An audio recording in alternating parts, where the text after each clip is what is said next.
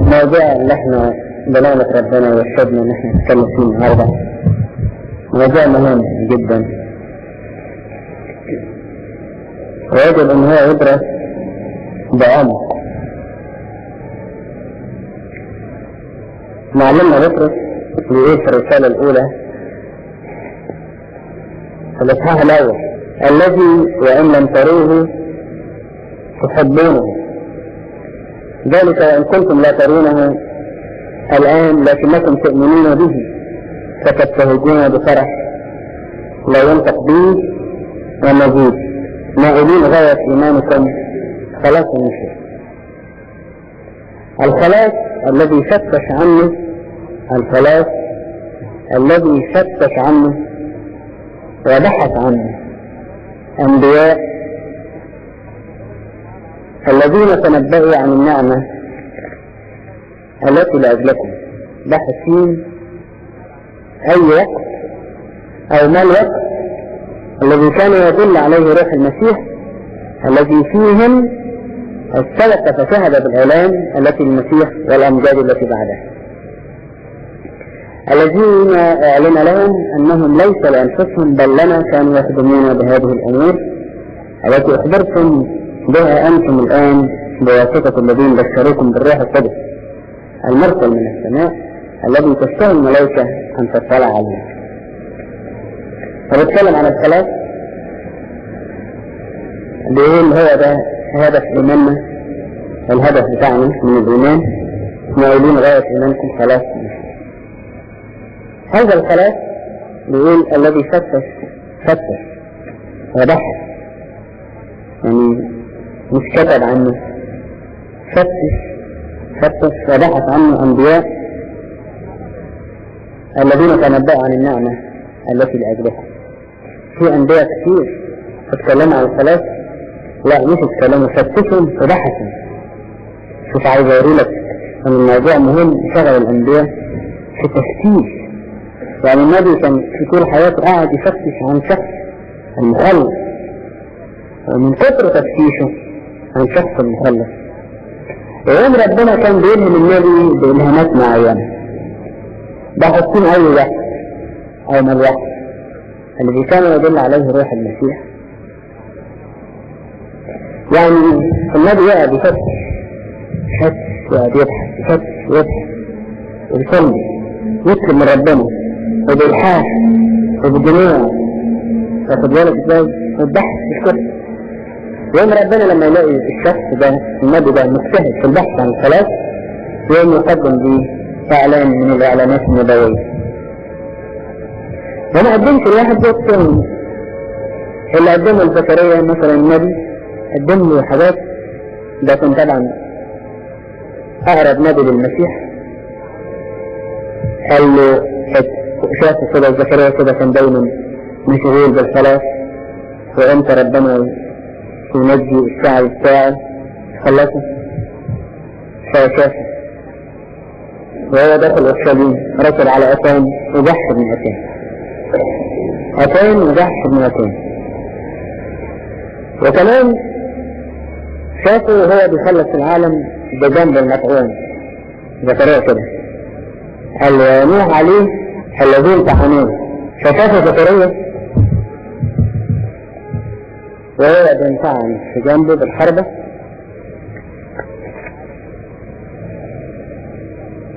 ويتنبأ عنه. شافه هو بيشيل اسم العالم كله، قال زكريا يقول رب الجنود وأزيل اسم تلك الأرض في يوم واحد اللي هو يوم الصليب. يعني الاسم بتاع الأرض كلها المتراكم من سنين وأجيال كثيرة، زكريا شافه بالنوعين النبوة إن ربنا هيزيله في يوم واحد هو يوم الصليب. النبوة بتاعته الطعن بتاع المسيح أنا حبيت أقراها لك من الإنجيل نفسه عشان تشوف قد إيه هو غريب. ده نبي قبل المسيح بحوالي 500 سنة، بتكلم في الإصحاح التاسع. احنا شفنا ان هيزيل اسم العالم الأرض كلها في يوم واحد، ده في الإصحاح الثاني أظن الثالث.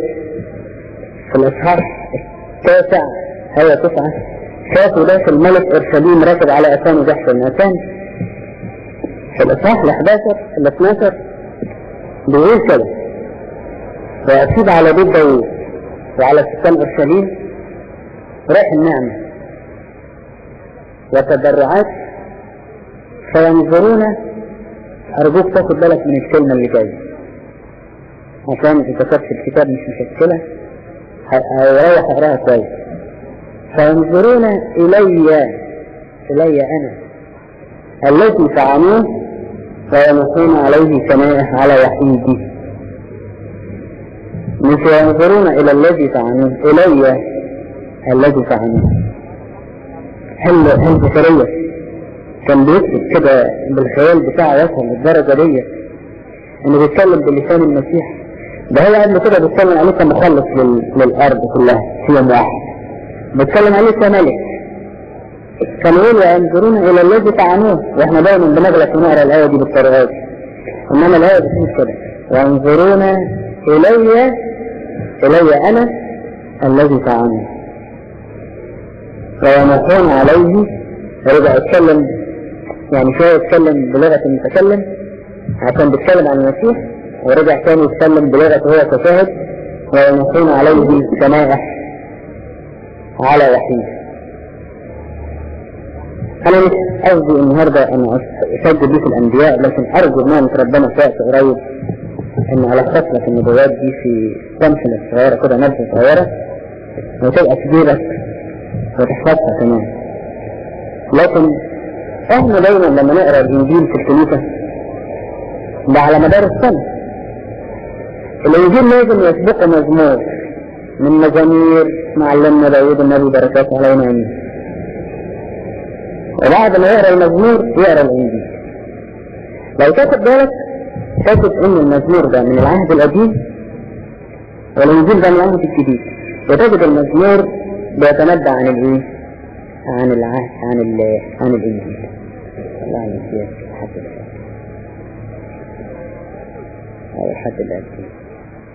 حد الأول مثلا يكون مثلا النهاردة عيد الصعود بتاع المسيح. لما يجي عيد الصعود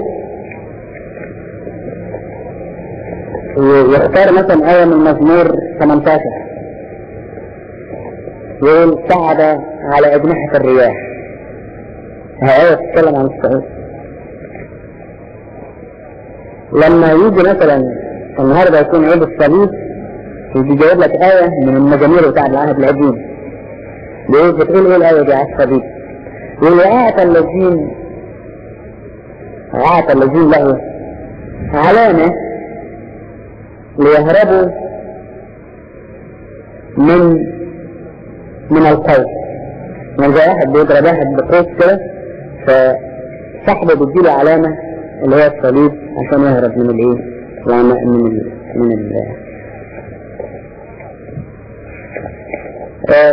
الحكاية دي بتبقى واضحة امتى؟ بتبقى واضحة في اسبوع الالام، لما تلاقي كل انجيل يتقري يسبقه المزمور. يعني مثلا ايه؟ الساعة 12 الظهر، الساعة 6 ساعة صلب المسيح، يجي جايب لك مزمور من العهد القديم: ثقبوا يدي ورجلي، اقتسموا ثيابي وعلى لباسي 1000 قرعة. تبقى انت تسمع المزمور وتقرا الانجيل تقول ده كان الاول ولا ده كان الاول، ما انتش عارف. واحيانا يكون المزمور فيه من القوة والتلميح ما يلقي ضوء قوي جدا على الانجيل لدرجة ان الانجيل ما يبقاش واضح من غير المزمور ده.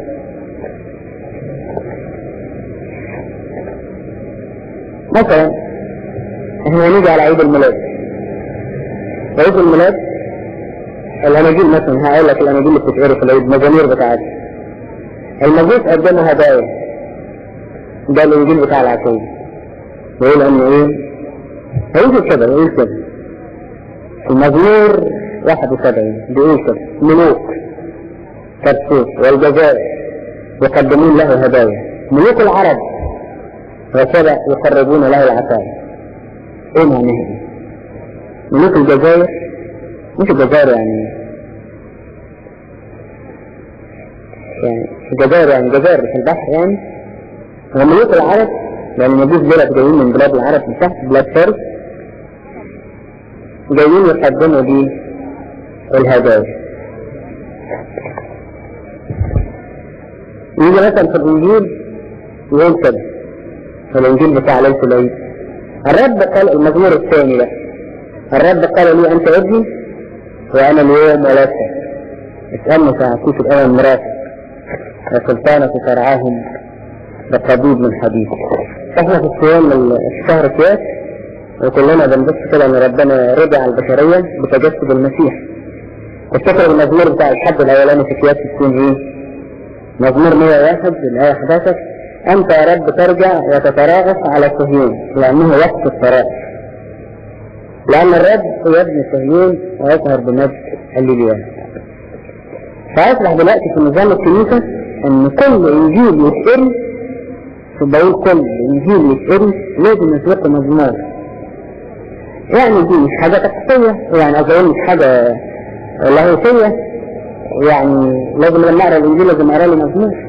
لكن الكنيسة بتاعتنا الواعية رأت ان المزامير كلها تتنبأ عن المسيح ورأت ان ممكن تطلع من المزامير كل حاجة عن المسيح. عشان كده بقى لنا حق بقى له حق بطرس الرسول يقول الخلاص الذي يفتش وبحث عنه انبياء فتشوا بحثوا وشافوا الامور التي تشتهي الملائكة ان تطلع عليها اللي هي الامور الخاصة بالخلاص. هم كانوا مسؤولين بالانبياء دولت. اولا الانبياء دولت كانوا مسؤولين لان ده موضوع خلاصهم هم. يعني المسيحية بتاعتنا تختلف عن اي ديانة تانية. النبي ده جاي بيقول كلامه بس كده يكتب هذا الكتاب يقول انا جاي اتنبأ؟ لا، النبي شخص انسان زينا بالظبط تعبان فبيقول يا رب خلصني فربنا اداله اعلانات للصلاة فبيقول انا عليه السلام انا شخص انا المخلص جاي شخص كذا. مثلا اشعياء النبي يقول كده يقولوا المخلص جاي يقول اسف شكله ايه يا شايف يقول كده في الاصحاح التاسع يقول يولد لنا ونعطى ولدا ابن الله طبعا وولد ويتبع الرئاسة على كتفه يعني هو رئيس عظيم ويدعى اسمه عجيبا مشيرا باسم عجيبا مشيرا إلها الولد الصغير ده هذا اسم عجيب مشير إلها قديرا أبا أبديا رئيس السلام. كل الأسامي دي المثلث شفتها أنت أسامي أن شفت وشفت ازاي اتولد الآن الكسر بتولد قال هل عذراء تحبل وثالث ابنا كده اسمع منويل الذي تشكير الله معه.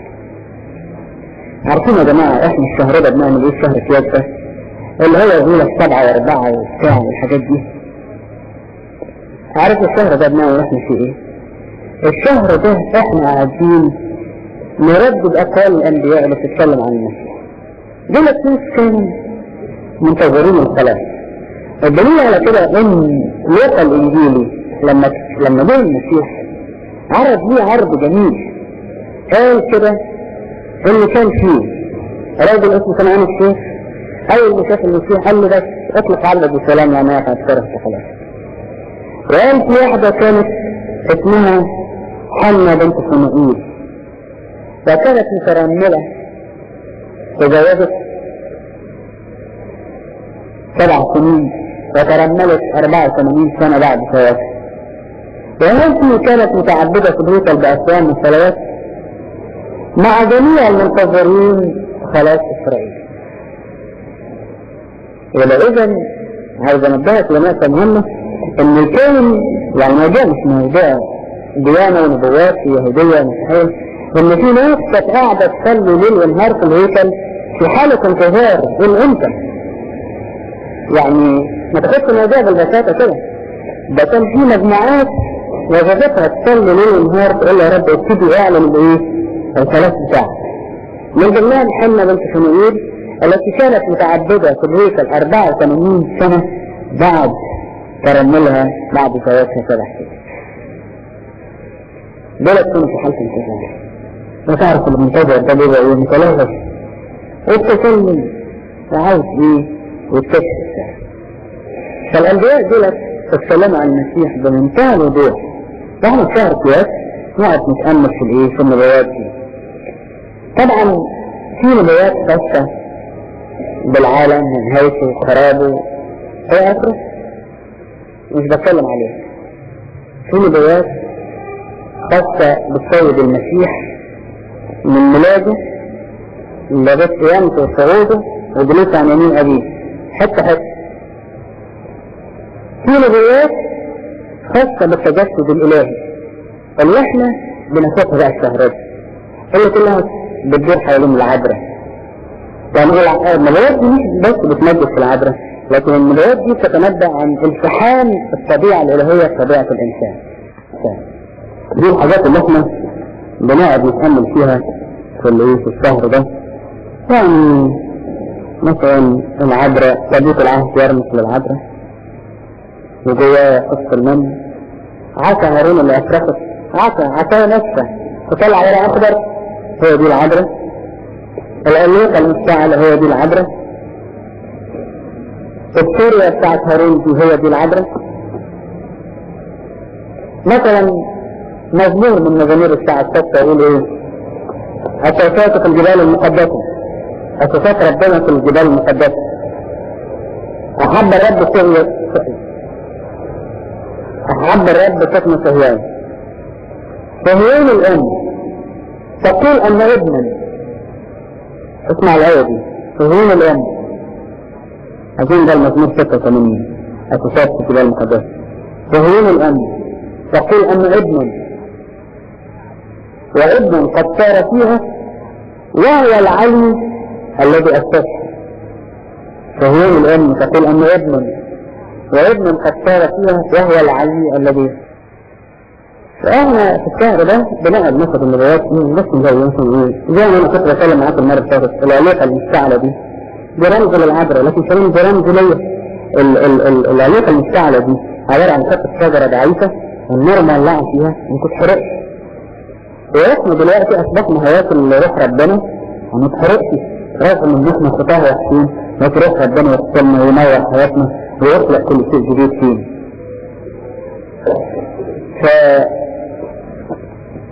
دي النبوات اللي احنا بنتكلم عليها في الاسبوع. لكن انا عايز اتكلم معاك دلوقتي عن نبوات مهمه تختص بميلاد المسيح.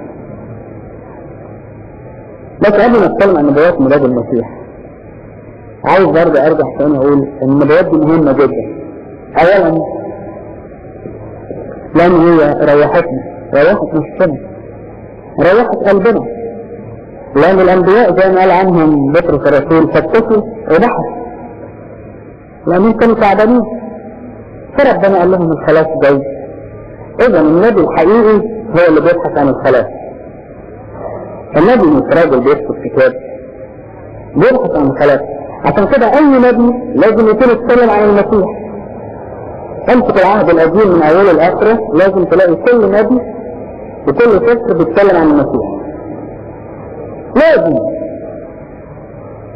ليه؟ لأنه ما كنت بكلام الكثير في الكتابة وبعدين اللي يقولوا نبي هيعيد الثاني ويسيبه، لازم يكون هو النبي ده واحد عاوز يستريح فايه ابتدى يتجلى قدام ربنا هو اللي يكشف عن الخلاص، ويبتدي ربنا يورينا طريق الخلاص.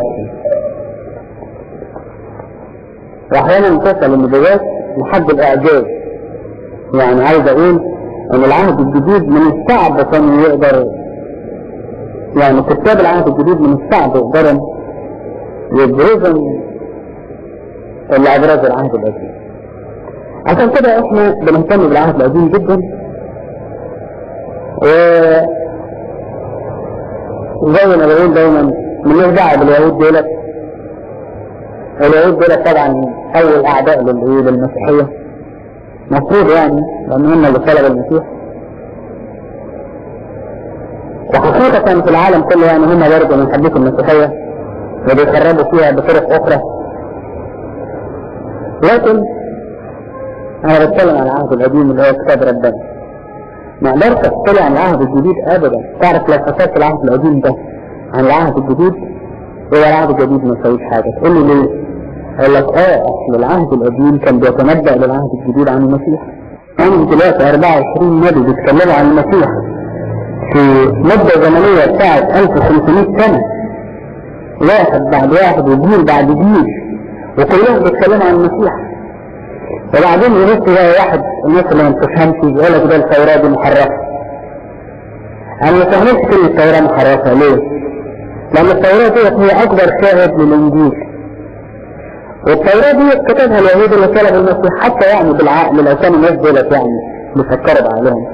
لو في مجال للتحريف كان المفروض اليهود يحذفوا الآيات اللي بتتكلم عن صلب المسيح، بما إن هو ما اتسلبش، أو هم بيقولوا لا احنا ما اتسلبناش، أو بيقولوا إن هو مش هيجي يعني بالصورة دي. لكن لما زكريا النبي يقول وانظر إلي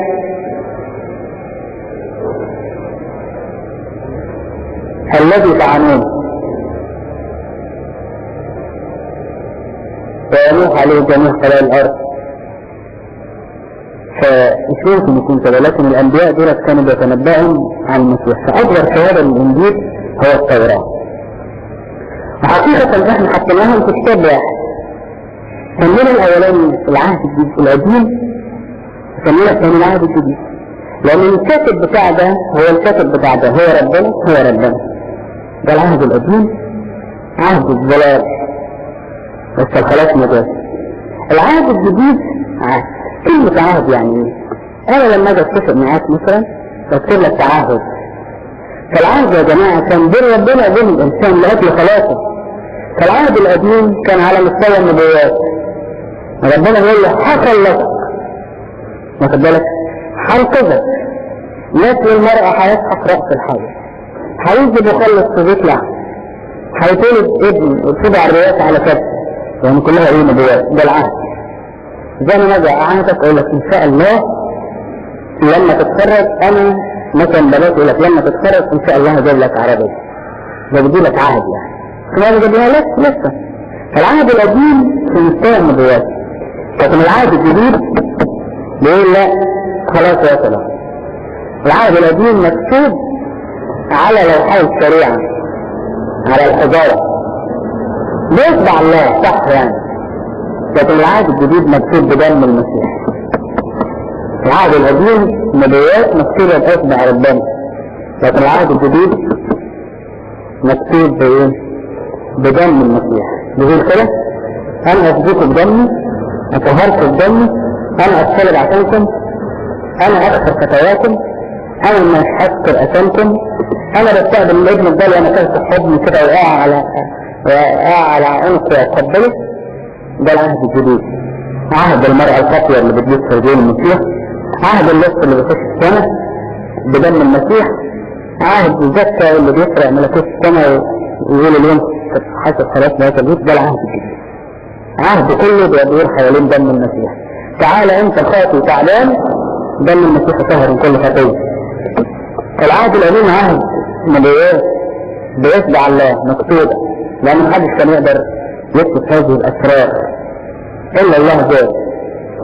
العهد الجديد بيقول ان الخلاص تم بدم المسيح. عشان كده هو عهد. الكتاب المقدس عهد بين الله وبين الإنسان. والعهود في الواقع مكتوب ان هي تكون بين اثنين، لكن دايما كانت العهود من طرف الله، رغم ان الانسان كان دايما ينقض عهود ربنا ما كانش امين، لكن الله كان هو اللي يديله عهد ويديله الامان. فالخلاص ده موضوع مهم جدا، فتش وبحث عنه الانبياء. فانا مش مقدرش اهمل العهد القديم، وبحذر كل واحد مننا لأي تلويح بسيط، لأن العهد القديم ده فيه أفكار مظبوطة، أو ده مش كتاب ربنا، أو ده مش كتاب اليهود، أو بلاش كده خلينا احنا في مؤتمرات التقارب الإسلامية المسيحية واليهود دول. أنا ماليش دعوة بالأجناس، أنا بتكلم عن العهد القديم والعهد الجديد.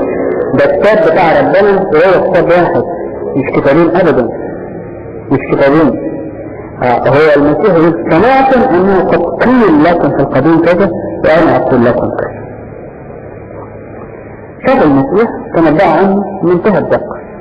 اولا النبي قلت لك واحد كان بيفهم في فكر، وبعدين كان في حالة انتظار وانسحاب فمستنى الخلاص، وبعدين كان في حالة طهارة وتظلل امام ربنا. انت عارف التجربة بتاع السينماتر زمان اللي كنا بندرسها في الصيف دي، لما تحط تجيب وترين كده زي وتر الكمانجة ويكون التردد بتاعهم واحد، وتحط فرقة صغيرة على وتر من دول يكون التردد، وتهز الوتر الثاني تيجي حتة الورقة دي واقعة لأن الاثنين ترددهم واحد. فكان النبي ده بيبقى في حالة تظلل وانسحاق أمام ربنا وطهارة ونقاوة قلب لغاية لما أوتار قلبه تبتدي تلقط الموجات نفس التردد بتاع صوت ربنا وتبتدي في الأخر. ويبقى لغاية النهاردة ممكن يحدث هذا، مش أي واحد يقدر يقف قدام ربنا ويصلي واحد، لكن لما تثبت انت أوتار قلبك تكون في حالة تقاوة قلب انسحاق وتظلل، فبدأت تلاقي الإنجيل اللي كنت بتقراه وانت سرحان أو ملوش معنى بيبقى بيخلق فيك كده زي كأنه مكتوب لك شخصيا. وممكن تقرا الإنجيل ولا تبالي وتسمع كتير وترسله. عشان كده قريت الإنجيل أقدام الكتاب مش رواية تقراها كده وانت بتستريح كده في آخر الليل كده على السرير كده لما تنام عليه. ده قريت الإنجيل ده عبارة عن استعداد داخلي للقلب لسماع أو لاستقبال المجاز اللي جاية من عند ربنا. وانت تقرا الإنجيل كده تلاقي الآية دي تفرح قلبك، الآية دي تكشف خطايا عندك، الآية دي تسند إيمانك، الآية دي تديك قوة. فالأنبياء دول كانوا ناس ضبطوا قلبهم بحيث استطاعوا ان هم يلتقطوا موجات ربنا اللي تتكلم عن الخلاص. النبوات في العهد القديم كانت بتحمل صفة متزوجة، يعني حاجتين مع بعض. الصفة المتزوجة ايه؟ الوقت بتاعها الناس كلها ما بيفهموش كويس، يعني النبي هو اللي فاهم بس بقيت الناس مش فاهم. يبقى مثلا يقول إبراهيم أنا هجيب لك ولد وبنسله ومن نسلك يتبارك جميع الأمم ويعطيه الأرض كلها. ويقول طبعا الناس ولاد إبراهيم في الوقت ده يقولوا ربنا هيباركنا وعشان كده ادانا أرض أورشليم أرض بتاع ونجحنا في الحروب. في المستوى بقى اللي فهم النبي بقى او اللي كان بيفهم ابراهيم كان ربنا هيجيب من نسل اسحاق اللي هيجي منه المخلص اللي بنسله يتبارك جميع الامم. لان البركه مش ان انا اخد حته ارض، لكن البركه ان المسيح يجي من نسله وبعدين يبتدي التركيز يبان اكثر في النبوه. بدل ما كان بيقول يا ابراهيم من نسلك يتبارك جميع الامم يقول لا او البلد بقى هنبتدي نشاور على حتة معينة، نشاور على 6 يهود ودي البيت بالعام في عدد 24 يقول يبرز كوكب من يعقوب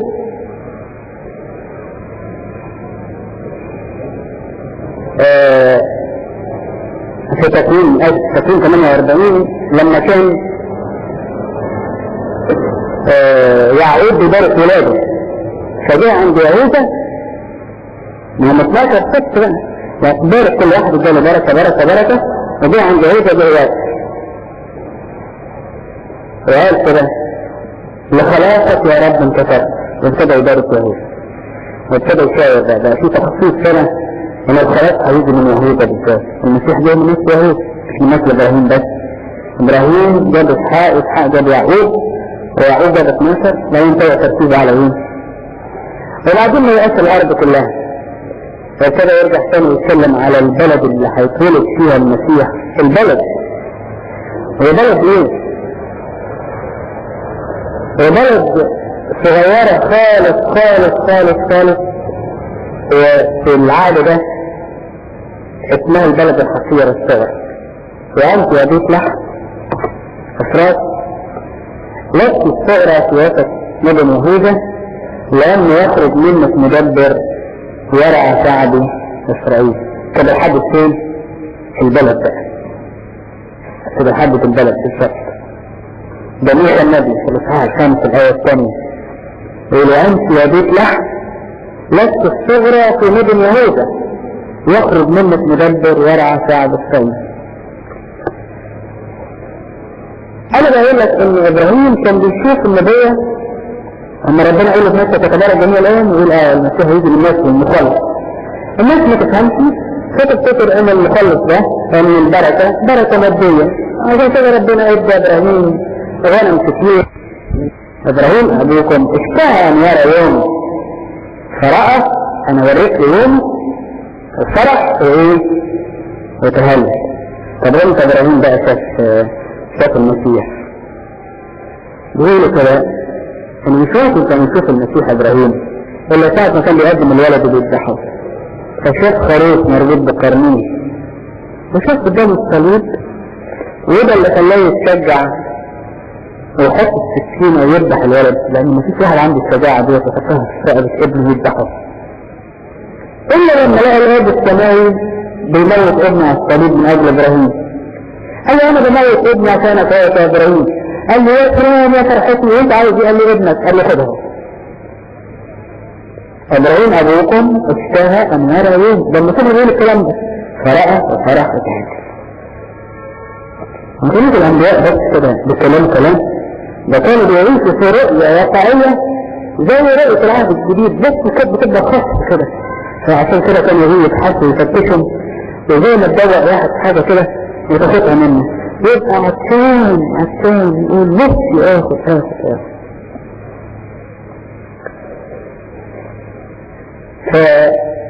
فكرة دلوقتي في تحديث، والبلد هيقول الثاني بلد ومن نفس يهوذا.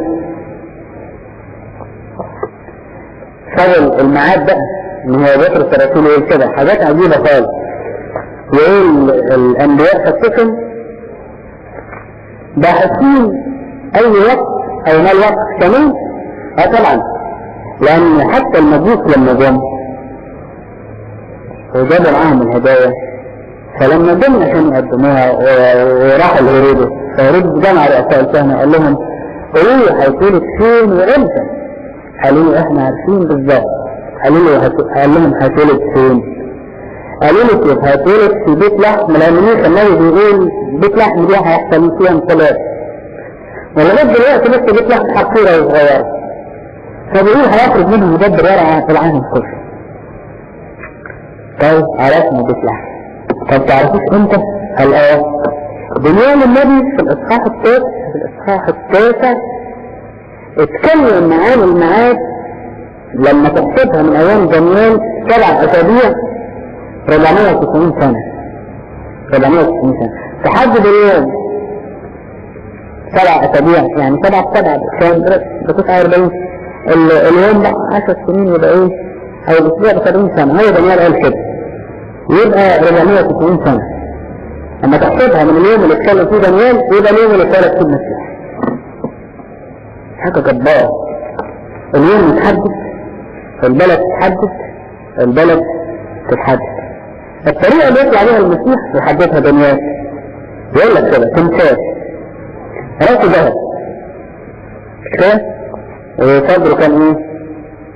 فضة، وفخذيه كان نحاس ولا حقويه نحاس، ورجليه كان حديد وخزف، فالرجلين فيها حتة ايه؟ خزف.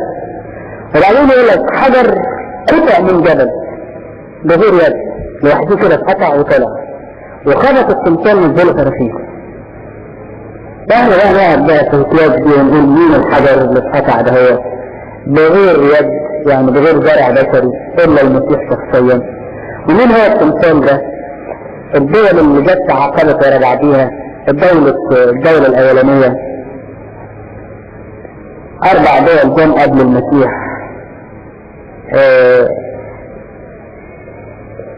ده مملكة بابل، وبعدين مملكة مد وفارس، وبعدين مملكة الاسكندر الاكبر، وبعدين مملكة الفلسطينيين اللي جم بعد الاسكندر الاكبر، وبعدين الحجر طلع بخابة التمثال ده جهم ده لأن ممالك الأرض كلها تزول.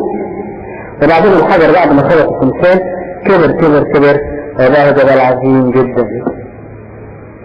ده دانيال شافه كده، شاف منظر الخلاص بطريقته الجميلة كده. المسيح كده يسحق كل ممالك الأرض تزول ويفضل ملكوت المسيح. وفكر كويس كده، أي إمبراطورية في العالم ما انتهتش، انتهت. كل مملكة تنتهي وتفضل ملكوت المسيح ليه شهود في كل وقت، ملكوت أبدي أزلي ولغاية اليوم الأخير. فبقول لك هتزول جميع ممالك الأرض ويفضل شهود ليسوع مهما كانت ظروفهم ومهما الألام اللي تحملوها، لكن هتفضل مملكة المسيح في قلبهم موجود. ملكوت ملكوت أبد، لأن يقول كده إن أنا معكم كل الأيام ولن قضاء الدهر. فطريق ظهور اتحددت، الميعاد اتحدد، البلد اللي هتولد فيها اتحددت كويس. نفس حتة كمان المجيء هيجري على مش كنت بقرا لك دلوقتي، ويأتي ملوك العرب وملوك الجزائر ويقدمون له الهدايا. ويتحدد كمان ايه المجوس اللي هيجوا ايه يسجدوا للمسيح ويقدموا له ايه الهدايا. ويتولد ازاي؟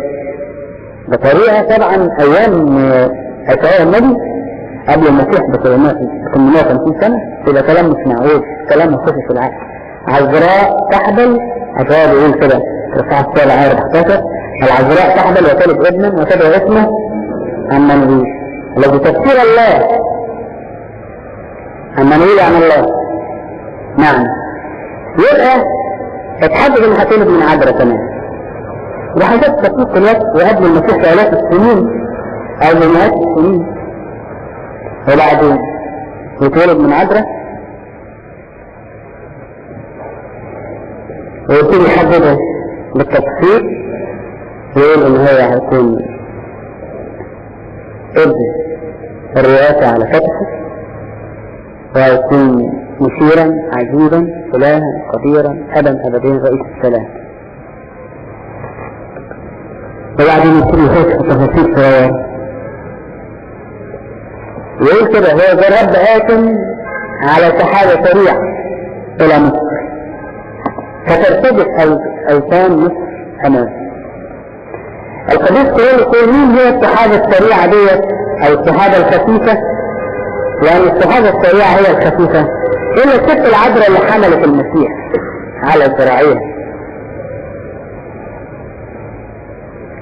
وإيه جت لمصر تحدد إنه هيهرب فين في مصر. وبعدين حدد كمان رجوع من مصر، قال من مصر دعوت ابني.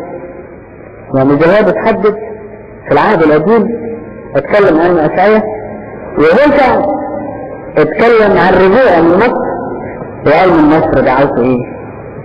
دعوت ابني.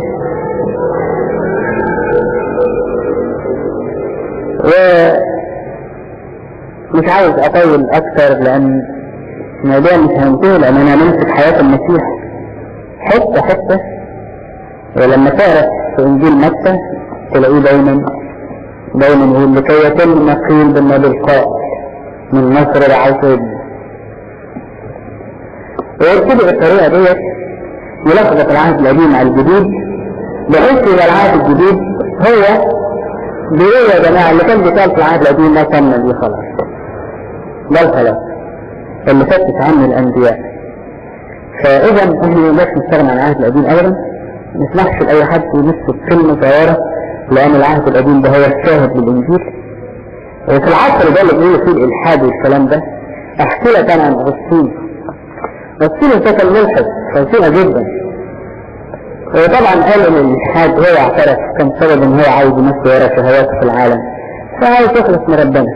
قال لكن ما كانش نغص حياته وفكره غير العهد القديم. العهد الجديد يقول لك اعرف في ربنا، ما كاتبين الايه التلاميذ الصيادين دول اي حاجه. يجي النبوات تحت العهد القديم يقول طب ودي عاوز فيها ايه؟ لا اليهود صحاب المسيحيين ولا بيحبوهم ولا بيعملوا مسيحيات، امال كتبوا الكلام ده ازاي؟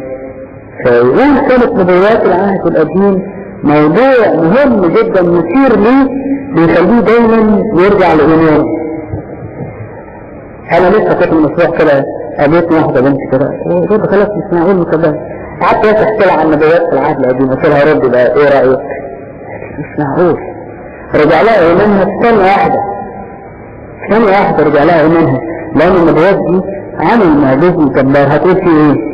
هتقول دول كانوا متفقين مع بعض في اتفاق بين المسيحيين، دول انبياء مش واحد ولا اثنين، دول كتير خالص، ومش كتبوا مع بعض، كتبوا في حقب زمنية كبيرة، ومش كتبوا في موضوع واحد. ده واحد اتكتب عن ميلاده، واحد اتكتب عن البلد اللي اتولد فيها، واحد اتكتب على طريقة طعنه، واحد طريقة تقسيم ثيابه، واحد طريقة صلبه. احنا طول الشهر ده هو شهر كويس بنتكلم عن الايه؟ عن النبوات بتاع المسيح. اختم الكلام ده اقول ايه؟ مين اللي بيتمتع بالنبوات ديت؟ النبوات ديت النفوس المنسحقة اللي بتبحث تاخد. والكلام ده مش العهد القديم، ليه انا وانت النهارده؟ اذا كنت بتبحث عن خلاص نفسك باجتهاد هيكشف لك ربنا اسرار في الانجيل عظيمة جدا. هتلاقي الانجيل ده مكتوب ليك شخصيا، وهتلاقيك تقول ايوه انا عثرت على المخلص الشخصي بتاعي. هتحس بالسعادة والخلاص في حياتك، وتحس ان الانجيل ده كتابك انت الشخصي، لان انت بتبحث عنه بانسحاق وبتبحث عنه بتفكير. لكن اذا كنت انت مش بتبحث، مش بتجتهد، ومش راحت منسحقة، ومش بتدور على خلاصك، ومش بتجتهد بصولك وبقراءتك الانجيل وصلواتك، يبقى ازاي المسيح اعلن لك الخلاص بتاعه؟ اذا كانت حنا بنت شموئيل 84 سنة مترملة وقاعدة في الهيكل منتظرة خلاص اسرائيل، الرعاة كانوا منتظرين، سمع الملائكة بيقول لهم المجد لله في الاعالي والارض السلام من في المسارة، وبشركم بفرع عظيم يكون لكم ولجميع الشعب، ويبنيكم في مدينة داوود مخلص هو المسيح الرب. دولة الايه المنتظرين. وما المسيح مش بايه؟ المسيح مش في كل واحد، المسيح مات للعالم كله، لكن المسيح مش هيعلم نفسه الا للنفوس الايه؟ المنتظرات. فربنا يعطينا في الايام البسيطة ديت اللي فاضلة لينا في الصيام ده قبل عيد الميلاد، ان احنا نبحث بتدقيق في النبوات اللي بحث عنه الانبياء في انتظار الخلاص، عشان ربنا يعطينا بركات الميلاد العذراوي من الست العذراء، وبركات الحبل الالهي، بركات التجسد، بركات حلول الله في وسطينا، وبركات حلول الله بطبيعتنا، اتحاد الله بطبيعتنا، وبركات حلول الله بجسد ودم على المسبح حدث في وسطينا، وبركات ميلاد الله في بطن العذراء. لان يوم عيد الميلاد مش هتعيد بالكريسماس كده وخلاص، ده انت هتعيد بميلاد المسيح في حياتك شخصيا. المسيح اتولد عشان يحل فيك انت، ليحل المسيح بالايمان في قلوبك. ربنا يعطينا بركة البحث عن هذا الخلاص، بركة التفتيش في العهد القديم عن النبوات اللي اتكلمت عن المسيح. لا اله الا الله.